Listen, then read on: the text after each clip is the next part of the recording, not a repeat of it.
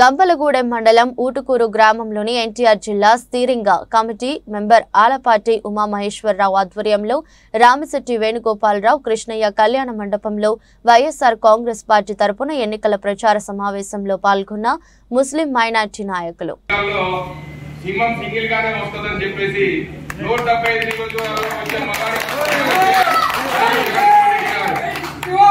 ఈ రోజు కూడా 175 నియోజకవర్గాలు 175 నియోజకవర్గాలు కూడా అతను చేసిన సాధం ఏ పార్టీ కూడా చేయలేదు.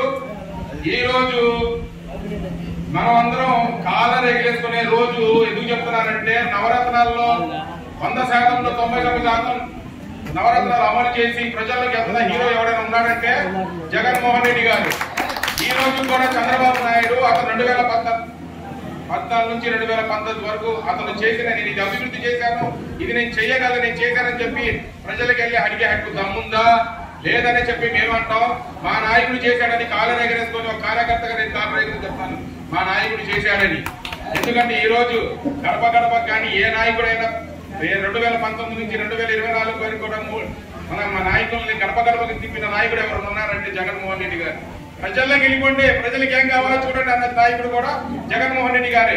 మన రాష్ట్రంలో కానీ ఇండియాలో కూడా అటువంటి నాయకుడు ఎవరికి లేరని చెప్పేసి పక్క రాష్ట్రాలు కూడా ఎదురు చూస్తున్నాయి. ఎందుకు మేము చెప్పాల్సింది ఏంటంటే మనకి ఎన్ఆర్సీ, సిఏఏ, హిజాబ్ ఈ 3 కాన్సెప్ట్ల మీద మెయిన్ యుద్ధం జరుగుతుంది. కర్ణాటకలో హిజాబ్ గురించి ఎంత మనం పోరాడారో మన ముస్లింస్ దాన్ని తీసేద్దామని చెప్పేసి బుర్ఖా తీసేసి మన మహిళల్ని రోడ్డు మామూలుగా స్కూల్కి వెళ్ళడానికి కూడా భయభ్రాంతం చేశారు. బుర్ఖా తీసుకొని మనం కాలేజీలకు వెళ్ళాలని చెప్పేసి ఒక రూల్ తీసుకొచ్చారు.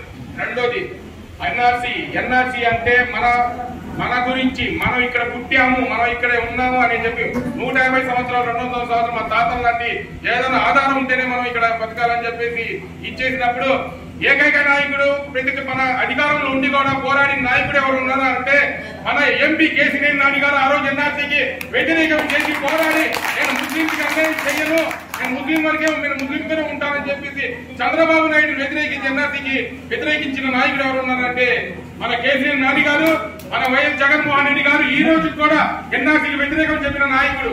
రీసెంట్ గా 3 నెలల క్రితం సిఐకి మద్దతు నేను ఇస్తున్నానని చెప్పి చంద్రబాబు నాయుడు అన్నారు. కానీ వ్యతిరేకించిన నాయకుడు ఎవరు ఉన్నారంటే వైఎస్ జగన్మోహన్ రెడ్డి గారు. ఈ రోజు 4% రిజర్వేషన్ కానీ ఎన్ఆర్సీ కానీ సిఐ విలేజ్ పొద్దున మనకు వచ్చే పిల్లల భవిష్యత్తు గురించి ఆలోచించుకోవాలి.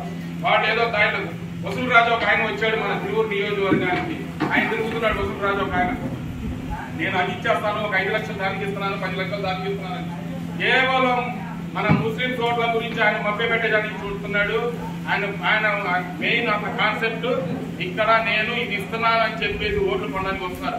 రేపు ఓట్లు గెలిచిన తర్వాత ఓట్లు వేసిన తర్వాత అతను కనబడతాడో కనబడడం కూడా తెలియదు. ఈజ్ అమరావతిలో ఉన్న నాయకులు, అక్కడ ఉన్న రైతుల దగ్గర నుంచి వచ్చిన నాయకుడు తప్ప కొడంగల్ అతను సొంత ఊరు మహబూబ్ నగర్ కొడంగల్ ఊరు అతనిది. అతను ఒక ప్రొఫెసర్ అని చెప్పుకుంటున్నాడు, మనకైతే తెలియదు.